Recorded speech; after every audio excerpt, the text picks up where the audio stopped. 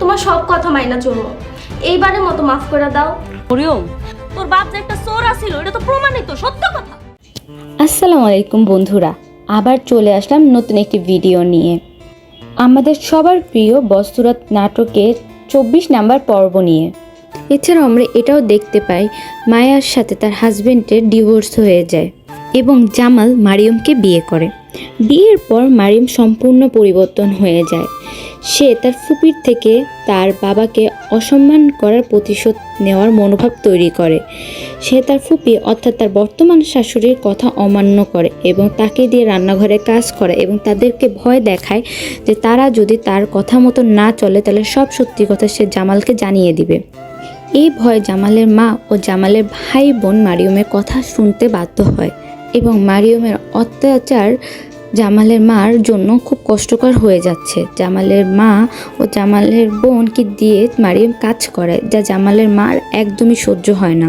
অন্যদিকে মায়ের মামা মারা যাওয়ার পর সংসারের সম্পূর্ণ দায়ভার মায়ের কাঁধের উপর পড়ে এবং সে মানুষের ভাষায় কাজ করা শুরু করে। সে যেই ভাষায় কাজ করে মালিকের ছোট ভাই সে মায়াকে পছন্দ করা শুরু করে এবং সে তার ভাইয়া ও ভাবিকে জানায় যে সে মায়াকে বিয়ে করবে।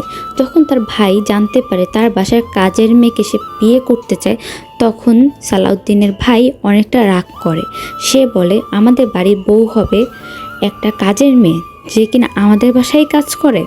বন্ধুরা, আপনাদের কি মনে হয় মায়ের জীবনে কি নতুন কেউ আসবে নাকি জামালই মায়াকে আপন করে নেবে? অন্যদিকে মারিয়ম কি পারবে জামালের মা বোন ভাইকে উচিত শিক্ষা দিতে, নাকি জামালের পরিবারই মারিয়াকে উচিত শিক্ষা দিয়ে দিবে নতুন কোনো ষড়যন্ত্র করে, নাকি সম্পূর্ণ ভিন্ন একটি কাহিনী হবে?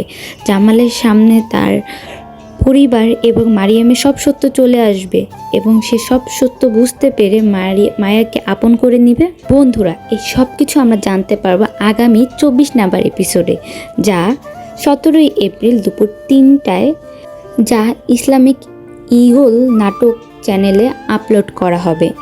এবং নাটকটি সম্পর্কে সব আপডেট জানতে হলে অবভিয়াসলি আমার চ্যানেলটিকে সাবস্ক্রাইব করবেন এবং এই ভিডিওতে একটি লাইক দিয়ে দিবেন।